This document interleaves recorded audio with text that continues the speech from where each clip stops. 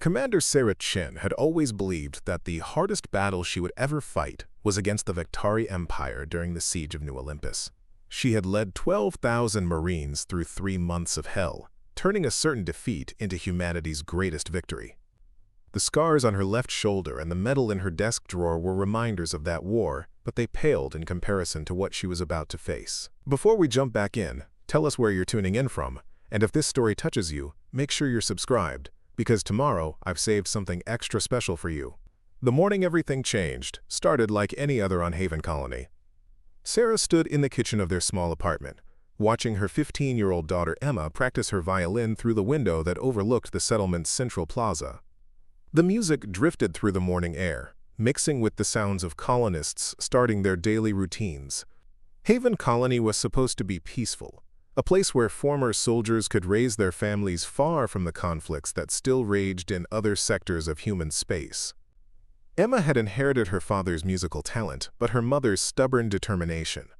When she decided to master a piece, nothing could stop her from practicing until every note was perfect. This morning she was working on something complex, her brow furrowed in concentration as her fingers moved across the strings. Sarah smiled despite herself, remembering how David used to make that same expression when he was composing. Her husband had been gone for 3 years now, lost when his research vessel disappeared in the outer reach. But Emma kept his memory alive through music. The communication device on Sarah's wrist buzzed with an incoming message from colony administration. She glanced at it, expecting routine updates about supply deliveries or maintenance schedules. Instead, she found an urgent priority alert that made her blood run cold. All civilians were to report to designated shelter areas immediately. This was not a drill. Sarah's military instincts kicked in immediately. She grabbed her emergency kit from the closet and rushed outside, calling for Emma to come inside. The plaza was already filling with confused colonists, families gathering their children and looking to the sky for signs of whatever threat had triggered the alert. Sarah could see the fear in their faces, the uncertainty of people who had come to this remote colony specifically to escape danger. Emma appeared at her side, violin case in hand, her young face reflecting the same concern Sarah felt. The girl had grown up hearing stories about the wars that had shaped human space, but she had never experienced real danger herself. Haven Colony had been their sanctuary, their chance at a normal life after years of military service and loss. The first ships appeared as silver dots against the morning sky, growing larger as they descended through the atmosphere. Sarah counted 12 vessels, their design unlike anything in the human fleet databases. The ships moved with fluid grace, their hulls seeming to shift and flow like liquid metal as they approached the colony. These were not human vessels, and they were not responding to any communication attempts from the colony's traffic control center. Colony Director Marcus Webb's voice crackled over the emergency broadcast system, his usually calm demeanor strained with tension. All civilians were to proceed immediately to the underground shelters, while security forces prepared defensive positions. The unknown vessels had not responded to standard first contact protocols, and their intentions remained unclear. Sarah ushered Emma toward the nearest shelter entrance, but something made her pause. Years of combat experience had taught her to read tactical situations quickly, and what she saw forming above the colony looked less like first contact and more like a carefully planned military operation. The alien ships were positioning themselves in a perfect encirclement pattern, blocking all escape routes while smaller craft detached from the main vessels. The smaller ships moved with predatory efficiency toward the colony's residential sectors.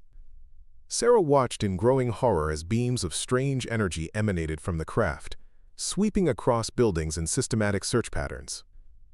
Whatever these aliens wanted, they were looking for something specific, and their search was methodical and thorough. Emma gripped her mother's arm tightly as more families streamed past them toward the shelters. The girl's eyes were wide with fear, but she stayed close to Sarah's side, trusting her mother's military training to keep them safe. Sarah made a quick decision that would haunt her for weeks to come. The shelters were too obvious, too predictable.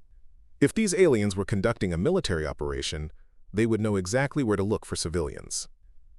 Instead of following the crowd, Sarah guided Emma toward the maintenance tunnels that connected the colony's various sectors. These passages were used by repair crews and were not marked on standard colony maps. Sarah had discovered them during her first week on Haven Colony, her military paranoia driving her to learn every potential escape route in their new home. They had been moving through the tunnels for perhaps 10 minutes when the screaming started. The sounds echoed through the colony's communication system, mixed with reports from security teams that were being systematically overwhelmed by alien forces. The attackers were not trying to destroy the colony or harm the civilians in any permanent way. Instead, they seemed to be capturing specific individuals with surgical precision. Sarah pressed herself against the tunnel wall and activated her wrist communicator, trying to reach colony administration for a clearer picture of what was happening above. The response she received made her feel as though the ground had disappeared beneath her feet. The alien forces were taking children. Human children between the ages of 12 and 18 were being systematically removed from the colony and loaded onto the smaller craft. Emma's face went pale as she heard the report. At 15, she fell directly within the target age range, and both she and Sarah understood immediately that she was exactly what these aliens had come to find. The attack on Haven Colony was not random violence or territorial expansion. It was a hunting expedition, and Emma was the prey. The tunnel system suddenly felt like a trap rather than an escape route.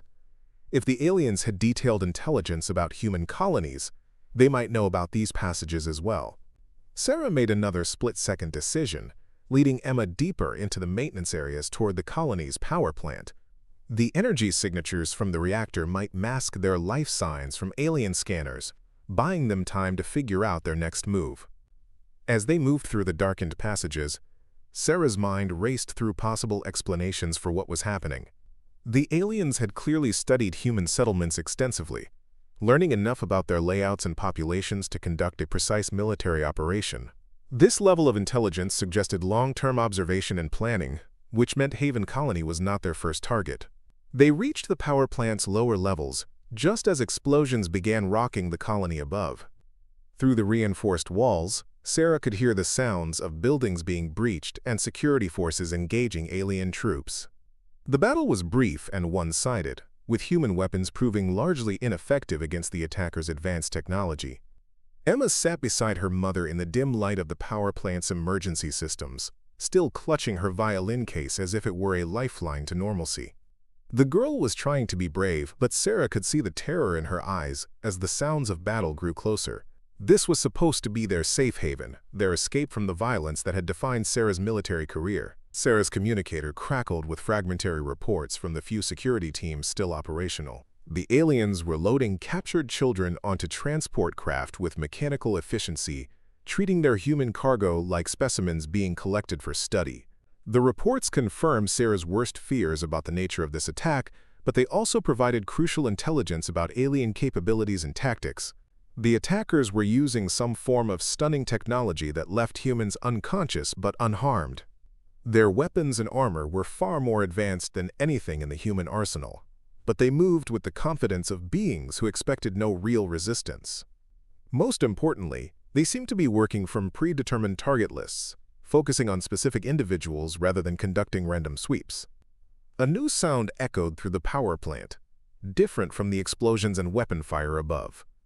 It was a low, rhythmic humming that seemed to come from the walls themselves, as if something large was moving through the colony's infrastructure. Sarah realized with growing dread that the aliens were scanning the entire settlement using some form of penetrating sensor technology. The humming grew louder and more focused, sweeping through the power plant level by level. Sarah pulled Emma deeper into the reactor housing, where the energy fields might disrupt alien sensors, but she knew it was only a temporary reprieve. If these beings wanted to find every human child in the colony, they had the technology and patience to do so systematically. Emma's violin case caught Sarah's attention as they huddled in the reactor chamber. Preparing and narrating this story took us a lot of time, so if you are enjoying it, subscribe to our channel, it means a lot to us. Now back to the story. The girl had never let go of it, even in the midst of their escape, and Sarah suddenly understood why. The instrument was her connection to her father, to the life they had built together before the universe had torn their family apart. Now that same universe was threatening to take away the only family Sarah had left. The communicator buzzed with a final transmission from colony administration. Director Webb's voice was strained with exhaustion and defeat as he announced that alien forces had completed their operation and were withdrawing from Haven Colony. 17 human children had been taken, loaded onto the transport craft that were now ascending toward the larger vessels in orbit. Sarah felt something cold and hard settle in her chest as she processed the number. 17 children, including Emma if the aliens had detected their hiding place. She activated her communicator's scanner function, checking for human life signs in their immediate area. The results showed only 2 signatures, herself and Emma. They had somehow avoided detection during the alien sweep, but Sarah knew their luck would not hold indefinitely. The aliens would be thorough in their intelligence gathering. They would review their sensor data, cross-reference it with colony population records, and eventually realize that they had missed targets during their initial sweep. When that happened, they would return to collect what they had left behind. Emma looked up at her mother with eyes that held a mixture of fear and determination that reminded Sarah painfully of David. The girl understood the situation without needing detailed explanations. She knew that other children from their colony had been taken by creatures whose motivations remained completely unknown. She also knew that her mother would do whatever was necessary to keep her safe. Sarah's military training provided her with tactical assessments and strategic options, but her heart as a mother drove every decision she made. The aliens had demonstrated technological superiority that made direct confrontation suicidal, but they had also revealed weaknesses that could be exploited by someone with the right knowledge and resources. The attackers had focused exclusively on children, suggesting that their interest in humans was specific and limited. They had used non-lethal capture methods, indicating that they wanted their subjects alive and unharmed. Most importantly, they had withdrawn quickly after completing their primary objective, suggesting that they preferred to avoid prolonged exposure to human space. These observations painted a picture of beings who were conducting some form of research or collection operation, treating human children as valuable specimens rather than military targets. The implications were horrifying, but they also suggested that the captured children might still be alive wherever the aliens had taken them. Sarah made a decision that would define the rest of her life. She could not save the 17 children who had already been taken, but she could ensure that Emma never joined them. More than that, she could use her military background and contacts to track down whoever was responsible for this attack and make them pay for what they had done to innocent families. The power plant's emergency systems provided access to the colony's communication array, allowing Sarah to send encrypted messages beyond Haven Colony's immediate area. She began composing a series of coded transmissions to former colleagues scattered across human space, people who owed her favors from their time serving together during the war. Major Rebecca Torres was now stationed at Fleet Command on Earth, where she had access to intelligence databases that tracked alien activities across human territory. Captain Michael Rodriguez commanded a fast attack vessel patrolling the frontier sectors, perfectly positioned to investigate reports of alien incursions. Lieutenant Colonel James Murphy had retired to become a private security contractor, but his network of contacts extended throughout the black market communities where illegal information was traded. Each message was carefully crafted to convey urgency, without revealing too much over potentially monitored channels. Sarah used code phrases and references that would be meaningless to outside observers, but would immediately alert her former comrades that she needed help with something serious and time-sensitive. Emma watched her mother work with quiet fascination, seeing a side of Sarah that had been largely hidden during their peaceful years on Haven Colony. This was Commander Chen in action, the officer who had earned respect and loyalty from soldiers across human space through her combination of tactical brilliance and absolute dedication to protecting those under her command. The responses began arriving within hours, confirming that Sarah's reputation still carried weight among the veterans of humanity's wars. Rebecca Torres acknowledged receipt of the message and promised to run discreet searches through fleet intelligence databases for any reports of similar incidents. Michael Rodriguez diverted his patrol route toward the outer reach, where he could begin investigating rumors of alien activities that had been dismissed as smuggler stories. James Murphy's response was the most encouraging, containing coordinates for a meeting location in the Nexus Station Commercial District and a cryptic reference to information that might be relevant to Sarah's situation. Murphy had always been the best at finding things that others wanted to keep hidden, whether they were enemy supply caches during the war or black market traders in the present day. As the communications network carried Sarah's requests across human space, she began planning the next phase of what was becoming a personal war against whoever had attacked Haven Colony. The aliens had made a critical error in their intelligence gathering. They had identified Sarah Chen as a retired military officer living quietly with her daughter, but they had failed to understand what that really meant. Sarah was not just any former soldier. She was the officer who had held New Olympus against impossible odds, who had turned a desperate last stand into a victory that changed the course of the war. Her tactical innovations were still taught at military academies, and her name was known throughout Fleet Command as synonymous with never accepting defeat. More importantly, she was a mother whose child had been targeted by alien predators. The beings who had attacked Haven Colony had awakened something that had been dormant during her years of peaceful retirement. They had reminded Sarah Chen that some things were worth fighting for, regardless of the odds or consequences.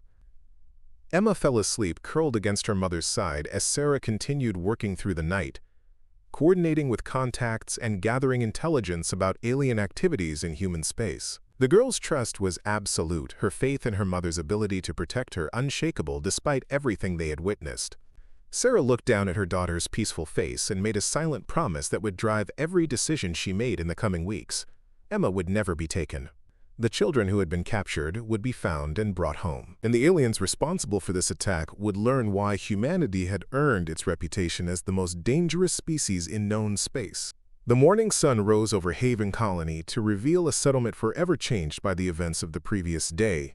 17 families were dealing with the unimaginable loss of their children, while the remaining colonists struggled to understand how their safe haven had been violated so easily and completely. Sarah emerged from the power plant with Emma at her side, both of them looking like refugees from their own home. The colony's central plaza was crowded with security personnel, investigators, and grief-stricken families demanding answers that no one could provide. The alien attack had been too swift and too precisely executed to leave much evidence behind. Director Webb approached them with obvious relief, having feared that Sarah and Emma were among the missing. His briefing confirmed what Sarah had suspected about the aliens' methods and objectives. The attackers had demonstrated intimate knowledge of the colony's layout and population, suggesting long-term surveillance and intelligence gathering. The captured children ranged in age from 12 to 17, with no apparent pattern based on family background or individual characteristics. The aliens had simply taken every human child within their target demographic, treating them as interchangeable specimens for whatever purpose drove their operation. Federal investigation teams were already en route to Haven Colony, but Sarah knew that official channels would move too slowly to help the captured children. Government bureaucrats would spend months analyzing the attack and developing response protocols while 17 young people remained in alien hands facing an unknown fate. Sarah requested emergency leave from her civilian position with the colony's administration, citing family security concerns that were entirely legitimate. Director Webb approved the request immediately, understanding that no parent would feel safe keeping their children on Haven Colony until the alien threat was better understood. The civilian transport that arrived to evacuate non-essential personnel provided perfect cover for Sarah and Emma's departure from the colony. As their ship lifted off toward the commercial hub at Nexus Station, Sarah looked back at the settlement that had been their home and felt the last of her peaceful retirement slip away. Emma pressed against the viewport beside her mother, watching Haven Colony shrink to a small cluster of lights against the planet's surface. The girl understood that they were not just leaving their home, but embarking on something that would change both their lives forever. Sarah activated her personal communication device and began sending new messages to her network of contacts. The preliminary intelligence gathering phase was complete, and it was time to begin the real work of tracking down the aliens who had dared to hunt human children. The war that Sarah Chen had thought was behind her was about to begin again, but this time the stakes were more personal than any battle she had ever fought. The space station known as Nexus Hub had been built at the intersection of 3 major trade routes, making it one of the busiest commercial centers in human space. Ships from dozens of different worlds docked there daily, carrying everything from agricultural products to military hardware between the scattered colonies that made up humanity's frontier settlements. Sarah Chen and her daughter Emma arrived on Nexus Hub aboard a commercial passenger liner, just 2 more refugees from the attack on Haven Colony seeking temporary shelter while they decided where to go next. Their official documentation listed them as tourists planning to visit Emma's relatives in the core worlds, a cover story that would satisfy casual inspection while giving them freedom to move throughout the station. The meeting coordinates that James Murphy had provided led them to a small restaurant in the station's civilian sector, tucked between shops selling everything from alien artwork to military surplus equipment. The establishment catered to travelers and traders who valued privacy and discretion, with individual booths that could be sealed for confidential conversations. Murphy was already waiting when they arrived, looking like any other middle-aged businessman conducting routine affairs on a commercial space station. His appearance was carefully calculated to be forgettable, the kind of man who could blend into crowds and observe without being noticed. Only his eyes revealed the sharp intelligence and combat experience that made him one of the most effective information brokers in human space. Emma stayed close to her mother as they approached Murphy's booth, uncertain about this stranger who seemed to know so much about their situation.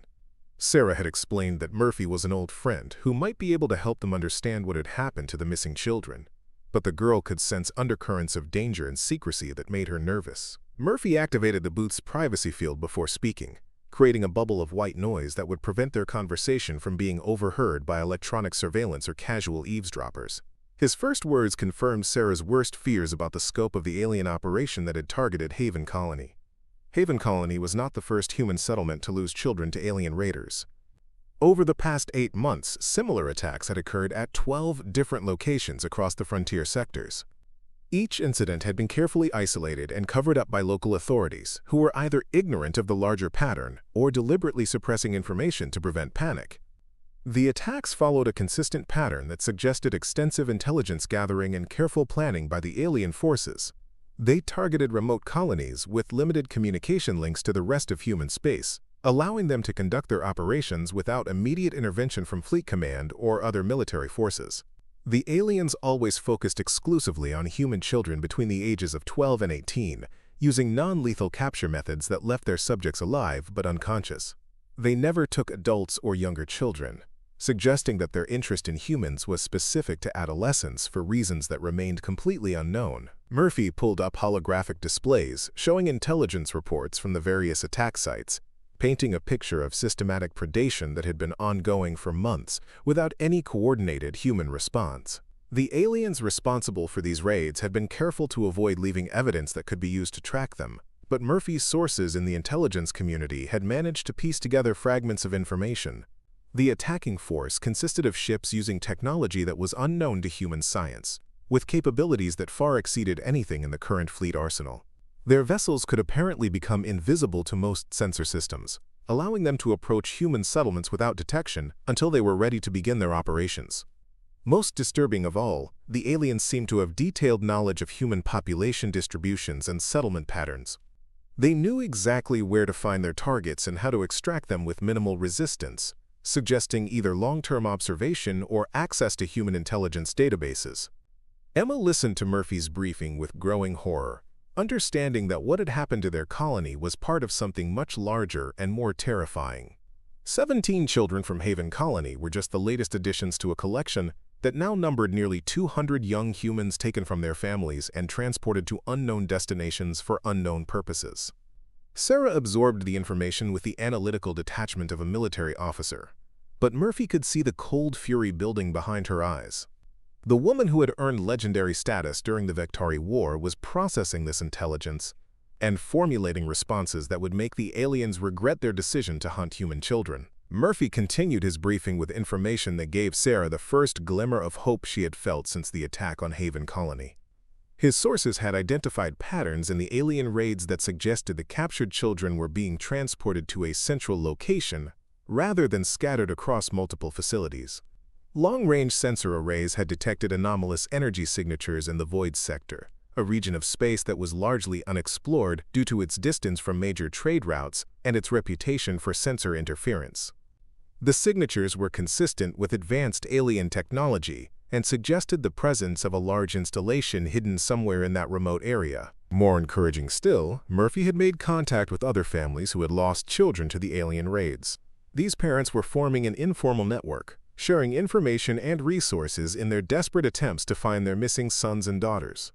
They had pooled their resources to hire private investigators and information brokers, slowly building a picture of the alien operation. Sarah realized that she was not alone in her determination to rescue the captured children. Other parents across human space were facing the same nightmare, and some of them had military backgrounds or other skills that could be valuable in a rescue operation. The aliens had made the mistake of attacking families rather than isolated individuals, creating a network of motivated and capable enemies.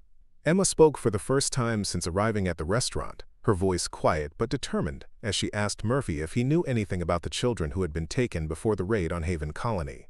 Her question revealed the compassion and courage that reminded Sarah so much of David, the girl's concern extending beyond her own safety to the welfare of strangers who were suffering. Murphy's expression softened as he looked at Emma, understanding that she was trying to process the magnitude of what they had learned. He explained that the earlier victims had been taken from colonies that were even more remote than Haven Colony, places where the disappearances could be explained as accidents or attributed to other causes. The families of those children had been told that their sons and daughters had been lost in transport accidents, exploration mishaps, or attacks by human pirates. Only by comparing reports across multiple incidents had Murphy's sources been able to identify the true pattern and realize that alien raiders were systematically harvesting human adolescents. Sarah asked Murphy about the resources that would be required to mount a rescue operation in the Void sector, knowing that any attempt to reach the alien facility would require significant planning and preparation. The distances involved meant that even fast ships would need weeks to reach the target area, and the sensor interference would make navigation extremely difficult. Murphy's response confirmed that a rescue mission would be far beyond the capabilities of any individual or small group. The alien facility was located in one of the most dangerous regions of known space, protected by both natural hazards and advanced defensive systems that could destroy approaching ships before they could get close enough to attempt a rescue. Any successful operation would require military-grade vessels, experienced crews, and specialized equipment that was not available through normal commercial channels. The cost alone would be astronomical, and the risks would be enormous even for experienced combat veterans with access to the best available technology. Sarah listened to Murphy's assessment of the challenges they faced and began formulating a response that drew on every resource and contact she had developed during her military career. The obstacles were significant, but they were not insurmountable for someone with the right combination of skills, connections, and absolute determination. Emma watched her mother's expression change as Sarah processed Murphy's information, seeing the transformation from grieving parent to military commander that had made the older woman legendary among her peers. This was the moment when Sarah Chen stopped being a retired officer living quietly with her daughter and became the weapon that would strike back at the aliens who had dared to hunt human children. The conversation continued for another hour as Murphy provided additional details about alien capabilities and the resources that other affected families had managed to gather. By the time they finished, Sarah had the foundation of a plan that would require every favor she could call in and every skill she had developed during her years of military service. Emma remained silent during most of the discussion, but her presence served as a constant reminder of what was at stake for Sarah and every other parent who had been touched by the alien raids. The girl represented both the reason for Sarah's determination and the hope that the captured children could be found and brought home safely. As they prepared to leave the restaurant, Murphy provided Sarah with contact information for the other affected families and a secure communication protocol that would allow them to coordinate their efforts without attracting unwanted attention from government authorities who might try to interfere with their plans. Sarah thanked Murphy for his help and promised to stay in contact as her own investigation progressed. She knew that the information he had provided was invaluable, but she also understood that gathering intelligence was only the first step in what would be a long and dangerous journey. Emma walked beside her mother as they left the restaurant and began moving through Nexus Hub's crowded corridors toward the civilian lodging section where they had reserved temporary quarters. The girl could sense the change in Sarah's demeanor, the shift from protective parent to something much more dangerous and focused. Their temporary quarters consisted of a small suite with basic amenities and secure communication access, perfect for the planning phase of what Sarah was already thinking of as Operation Homecoming. Emma settled into the sitting area with her violin while Sarah began activating the communication equipment that would connect her with contacts throughout human space. The first call went to Major Rebecca Torres at Fleet Command, using encrypted channels that would prevent casual interception of their conversation. Rebecca's response to Sarah's initial report was exactly what Sarah had hoped to hear: confirmation that Fleet Intelligence had been tracking reports of missing children but had been unable to connect the incidents or identify the responsible parties. Rebecca promised to provide Sarah with access to classified intelligence reports about alien activities in human space, including sensor data from the void sector that might help pinpoint the location of the facility where the children were being held. More importantly, she agreed to use her position at Fleet Command to facilitate Sarah's access to military resources that would be essential for any rescue operation. The second call went to Captain Michael Rodriguez, who was currently patrolling the frontier sectors with his fast attack vessel and a crew of veterans who had served with Sarah during the war.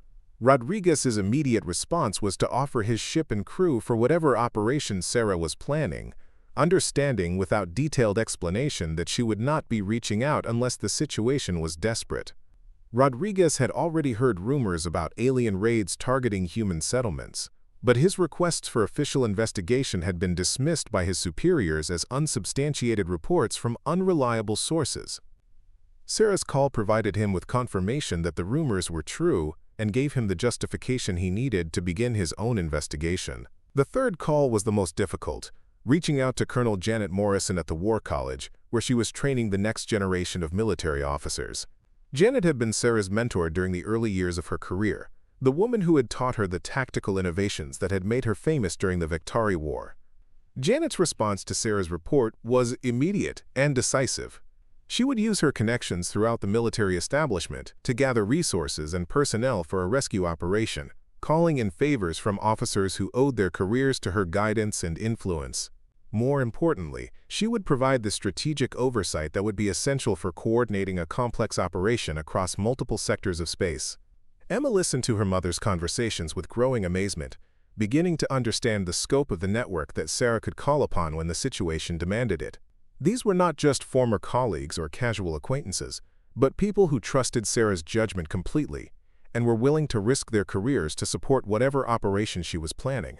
The calls continued throughout the evening as Sarah reached out to specialists who could provide specific capabilities that would be essential for a rescue mission in the void sector. Each conversation added another piece to the puzzle of resources and personnel that would be required to mount an effective operation against the alien facility. By midnight, Sarah had commitments from 12 experienced officers who were willing to participate in an unauthorized rescue mission, 3 ship captains who could provide transportation and fire support, and a network of intelligence specialists who would help track the alien operations and identify weaknesses that could be exploited. Emma had fallen asleep on the suite's small couch, her violin case still clutched in her arms as a reminder of the normal life that had been shattered by the alien attack on Haven Colony. Sarah looked down at her daughter and renewed her silent promise that Emma would never join the nearly 200 children who had been taken by the alien raiders. The preliminary planning phase was complete, but Sarah knew that the real work was just beginning. She had assembled the foundation of a rescue force, but turning that collection of individuals into an effective military unit would require careful coordination and extensive preparation. More challenging still, they would need to locate the exact position of the alien facility in the void sector and develop tactics that could overcome defensive systems that were based on technology far in advance of anything in the human arsenal. The aliens had demonstrated significant advantages in every previous encounter, and overcoming those advantages would require careful planning and flawless execution. Sarah activated her personal computer and began drafting operational plans that drew on every lesson she had learned during her military career. The document that emerged over the following hours was both a tactical assessment and a declaration of war against the aliens who had chosen to prey on human children. Operation Homecoming would be the most ambitious rescue mission ever attempted by human forces, an operation that would take a small fleet deep into unexplored space to assault a heavily defended alien facility with the goal of recovering nearly 200 captured children. The risks were enormous and the chances of success were minimal, but Sarah had built her reputation on achieving the impossible when the stakes were high enough. The aliens who had attacked Haven Colony were about to discover what happened when they threatened the children of the most dangerous species in known space. As the first day of planning drew to a close, Sarah looked out through the viewport of their temporary quarters at the busy traffic of Nexus Hub. Ships were arriving and departing constantly, carrying cargo and passengers between the scattered worlds of human space in the endless dance of commerce and communication that kept civilization functioning. Somewhere in that vast expanse of space, nearly 200 human children were waiting for rescue by people who might not even know they were missing. The aliens responsible for their capture believed they could hunt human young with impunity, treating Earth's children like specimens to be collected and studied. They were about to learn the fundamental truth about humanity that had been proven in every war throughout human history. There was no force in the known universe more dangerous than a human parent fighting to protect their child. The alien armada that had terrorized the frontier colonies was about to face that truth, and they would not survive the encounter.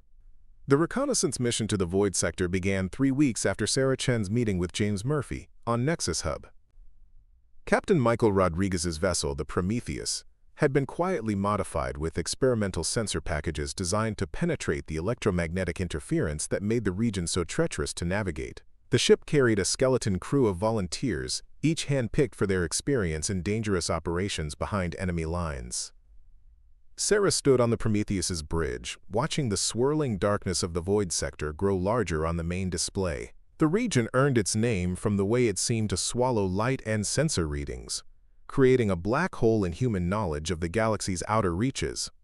Somewhere in that maze of cosmic debris and energy storms, nearly 200 children waited for rescue. Emma remained on Nexus Hub under the protection of Lieutenant Colonel Janet Morrison, who had taken leave from the War College to coordinate the growing rescue operation. The separation was agony for Sarah, but bringing Emma into the Void Sector would have been suicide. The reconnaissance mission alone carried enormous risks, and Sarah could not afford the distraction of worrying about her daughter's safety during critical operations. The sensor modifications proved their worth as the Prometheus penetrated deeper into the Void Sector than any human vessel had previously ventured. Where normal instruments showed only static and confusion, the experimental arrays revealed the ghostly outlines of massive structures hidden within the electromagnetic chaos. The aliens had chosen their location well, building their facility in a place where human technology would be virtually blind to their presence. Rodriguez's tactical officer, Commander Lisa Park, announced contact with artificial structures at bearing 27 Mark IV, distance approximately 8 million kilometers. The sensor readings showed a complex that dwarfed any human installation, with multiple interconnected sections that suggested both research facilities and defensive positions. This was not merely a hidden laboratory, but a fortress designed to withstand military assault. Sarah studied the tactical displays with growing concern as the true scope of the alien operation became clear. The facility consisted of at least 12 major sections connected by armored transit tubes, with docking bays large enough to accommodate vessels the size of human battleships. Energy readings indicated massive power generation capabilities and defensive systems that could engage targets at ranges far beyond human weapon effectiveness. The most disturbing discovery came when Park's sensors detected organized movement patterns within the facility's residential sections. The readings suggested thousands of individual life forms confined in structured living areas, far more than could be accounted for by the known human disappearances. The aliens had been collecting subjects from across the galaxy, not just from human space. Rodriguez ordered the Prometheus to maintain maximum distance while conducting passive scans, knowing that active sensor sweeps might alert the alien defenders to their presence. The information they were gathering was crucial for planning any rescue attempt, but it would be useless if they were detected and destroyed before they could report back to the main force. The alien facility's defensive network became apparent as Park's instruments detected patrol craft moving in complex patterns around the installation's perimeter. The guard ships were larger and more heavily armed than the raiders that had attacked human colonies, purpose-built warships designed to destroy any threats to the research complex. Their patrol routes were meticulously planned to provide overlapping coverage that would make undetected approach virtually impossible. Sarah counted at least 20 patrol vessels in the immediate area, with additional ships docked at the facility's military base. The aliens had committed significant resources to protecting their operation, suggesting that whatever they were doing with the captured subjects was of enormous importance to their civilization. The discovery made the rescue mission exponentially more dangerous, but it also confirmed that they had found the right target. The reconnaissance continued for 18 hours as the Prometheus mapped the facility's layout and defensive positions from maximum sensor range. Park's instruments revealed guard rotations, traffic patterns, and energy signatures that would be essential for planning an assault. More importantly, they confirmed that the captured humans were being held in the facility's central research complex, making rescue theoretically possible if the defensive perimeter could be breached. Rodriguez made the decision to withdraw when his sensors detected increased patrol activity that suggested the aliens might be becoming aware of their presence. The Prometheus retreated through the Void Sector's interference patterns, carrying intelligence that would transform Operation Homecoming from a desperate hope into a concrete military plan. The return journey to Nexus Hub took 4 days, during which Sarah and Rodriguez's tactical team analyzed every piece of data they had collected about the alien facility. The intelligence confirmed their worst fears about the scale of the defensive challenge they faced, but it also revealed potential weaknesses that could be exploited by a well-coordinated attack force. The alien patrol patterns followed predictable schedules that created brief windows of opportunity for small, fast vessels to penetrate the defensive perimeter. The facility's massive size worked against its defenders, creating blind spots and dead zones where approaching ships might avoid detection if they timed their movements correctly. Most importantly, the aliens seemed to rely heavily on automated systems and long-range sensors that would be vulnerable to the kind of electronic warfare techniques that human forces had perfected during their conflicts with other species. The facility's defenders were prepared for conventional military assault, but they might not expect the innovative tactics that had made human forces feared throughout the galaxy. Sarah spent the journey back to Nexus Hub, refining her operational plans, incorporating the reconnaissance data into detailed assault scenarios that would give the rescue force their best chance of success. Each plan required split-second timing and flawless execution, with no margin for error in an environment where a single mistake could doom the entire mission.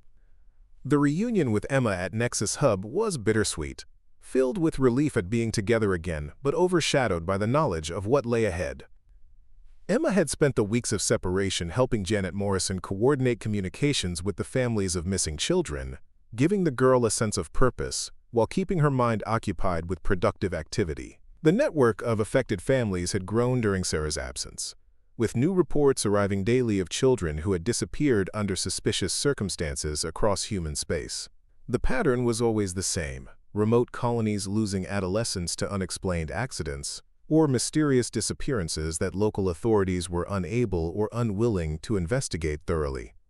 Emma's work with the families had revealed another disturbing aspect of the alien operation. The missing children came from diverse backgrounds and locations, but they shared certain characteristics that suggested the aliens were selecting their subjects according to specific criteria. All were healthy, intelligent, and showed potential for advanced education or specialized training. Sarah realized that the aliens were not randomly collecting human children, but were conducting a deliberate selection process designed to acquire the most promising young members of humanity's population.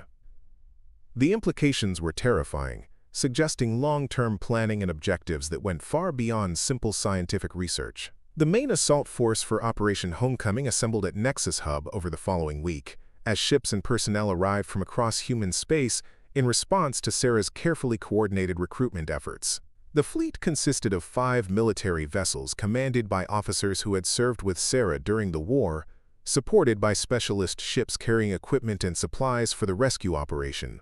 Major Rebecca Torres arrived aboard the assault cruiser Vengeance, bringing classified fleet intelligence data about alien technologies that might be encountered during the mission.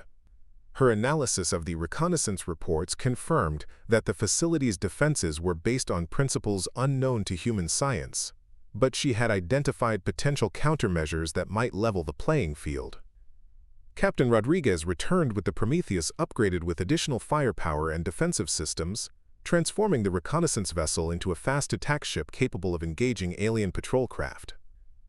His crew had trained intensively during the journey back to Nexus Hub, drilling assault scenarios until their responses became automatic. The most significant addition to the rescue force came when Colonel David Kim arrived aboard the heavy cruiser Retribution, bringing with him a company of elite Marines who specialized in boarding operations and hostile environment combat.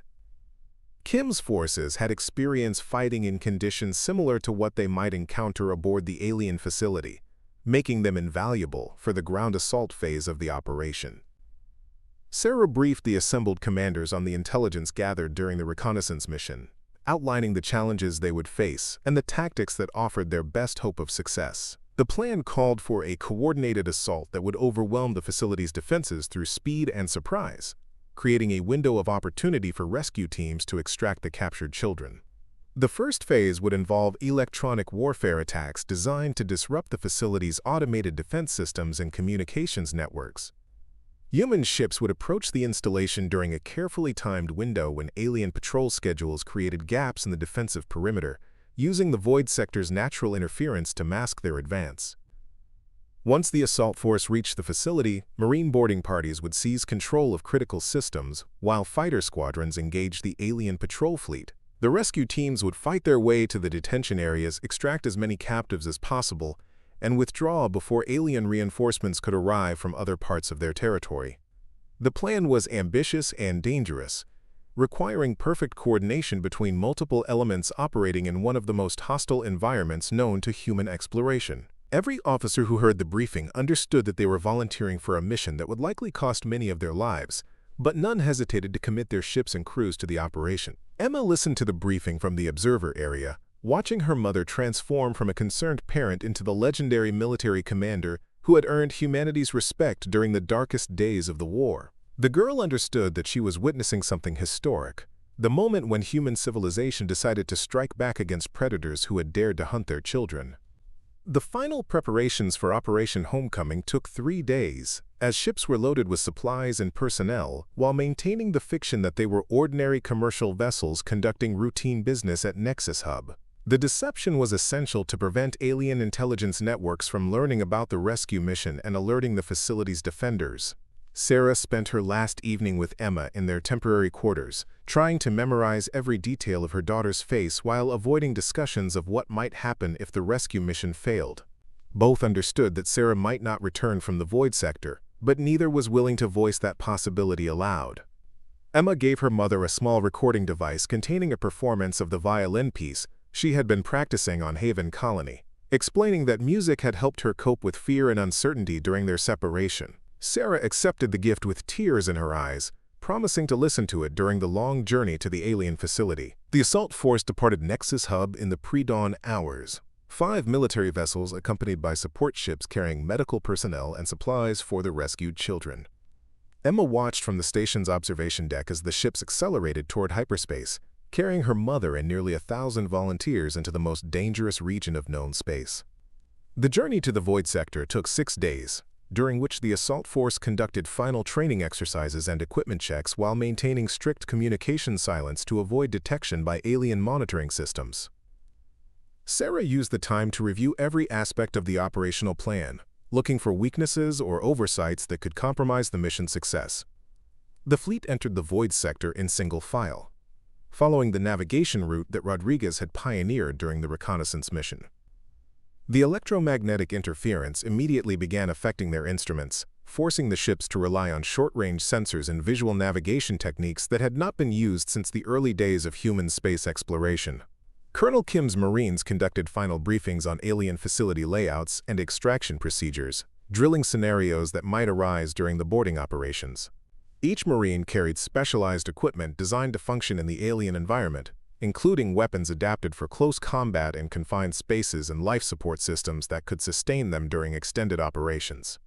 The assault force reached the facility's outer detection range 12 hours after entering the void sector, beginning the final approach phase that would determine whether Operation Homecoming succeeded or ended in disaster. Sarah stood on the Vengeance's bridge beside Major Torres, watching sensor displays that showed the massive alien installation growing larger as they closed the distance. The electronic warfare phase began when Torres activated jamming systems designed to disrupt alien communications and sensor networks. Human ships had always excelled at electronic combat, and the carefully coordinated interference pattern created confusion throughout the facility's automated defense grid without triggering immediate alarms. Rodriguez led the Prometheus and 2 escort vessels through the gap in the patrol schedule that reconnaissance had identified, approaching the facility's docking bays while the main assault force prepared to engage the alien defenders. The timing had to be perfect, with rescue teams reaching the detention areas before the facility's security forces could respond to the intrusion. The first alien patrol craft detected the human ships when they were still 30,000 kilometers from the facility, immediately broadcasting alerts that brought the entire defensive network to full combat readiness. The element of surprise was lost, but the assault force was already committed to the attack with no possibility of withdrawal. Kim's Marines launched from their assault ships an armored boarding craft designed to penetrate the facility's hull and deliver troops directly to critical areas. The small vessels accelerated toward their targets, while human fighters engaged the alien patrol fleet in a desperate battle to keep the defenders away from the boarding parties. Sarah watched the tactical displays with growing tension as the battle developed around the alien facility. Human ships were outnumbered and outgunned, relying on superior tactics and coordination to overcome the technological advantages of their enemies. The success of the entire operation depended on the Marines reaching the detention areas before alien security forces could harm the captives. The boarding craft reached the facility's hull under heavy fire, their armored hulls absorbing impacts that would have destroyed civilian vessels.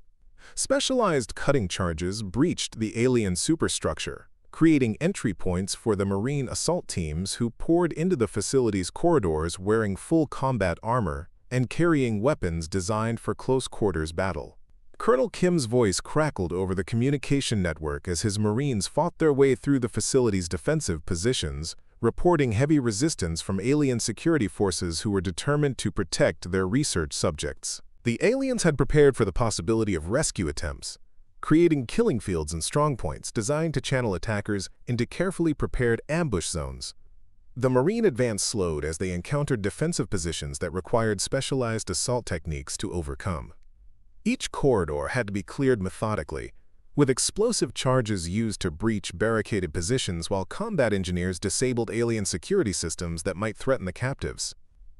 Sarah monitored the reports from multiple assault teams as they fought through different sections of the facility, each group racing against time to reach the detention areas before alien reinforcements could arrive. The facility was larger than anyone had anticipated, with maze-like corridors that seemed designed to confuse and delay intruders. The first breakthrough came when Lieutenant Maria Santos reported that her team had reached the facility's central research complex, where sensors indicated the presence of large numbers of human life signs. The readings suggested that nearly all of the missing children were being held in a single location, making the rescue operation more feasible if the Marines could secure the area. Santos's team encountered massive blast doors protecting the detention complex, barriers that resisted conventional explosives and seemed designed to prevent exactly the kind of rescue operation that the humans were attempting. The Marines were forced to use their heaviest equipment to breach the doors, while alien defenders concentrated their fire on the narrow access points. The battle for the detention complex lasted 47 minutes, as human Marines fought through carefully prepared defensive positions, while alien forces tried desperately to prevent them from reaching the captives. The narrow corridors became killing fields where superior human training and equipment gradually overcame alien numerical advantages. When the blast doors finally fell, Santos and her Marines found themselves facing a sight that would haunt them for the rest of their lives. Nearly 200 human children and adolescents were confined in cells that looked more like laboratory cages than detention facilities, their eyes reflecting the trauma of months or years of captivity and experimentation. Emma Chen's face appeared among the captives as the Marines began evacuating the detention complex, her features gaunt but her spirit unbroken after weeks of uncertainty about her fate. The girl had become a leader among the captives, helping younger children cope with their situation while maintaining hope that rescue would eventually come. The evacuation proceeded with desperate urgency as alien security forces regrouped for a counterattack designed to retake the detention complex and prevent the humans from escaping with their research subjects. Marine rearguards held defensive positions while medical personnel tended to captives who were too weak or traumatized to move under their own power. Colonel Kim coordinated the withdrawal through communication channels that were increasingly jammed by alien electronic warfare systems, knowing that the rescue force had only minutes before overwhelming numbers of defenders would make escape impossible. The boarding craft returned to collect the evacuation teams, while human fighters struggled to keep alien patrol vessels away from the extraction points. Sarah watched the tactical displays with growing anxiety as her forces fought their way back to their ships carrying the rescued children whose disappearances had sparked the entire operation. The mission was succeeding beyond her most optimistic projections. But success meant nothing if they could not escape the void sector with their precious cargo. The final phase of Operation Homecoming began as the human assault force withdrew from the alien facility under heavy fire, their ships carrying nearly 200 rescued children toward the relative safety of human space. Behind them, the massive installation burned with the fires of battle, its defenses shattered by the most audacious rescue mission in human history. The alien Armada that had terrorized the frontier colonies discovered too late that they had underestimated the most dangerous force in the known galaxy, a human mother who would stop at nothing to protect her child and save the children of others who faced the same nightmare. The predators had become the prey, and the galaxy would never forget the price of hunting humanity's young. Up next, you've got two more standout stories right on your screen. If this one hit the mark, you won't want to pass these up. Just click and check them out.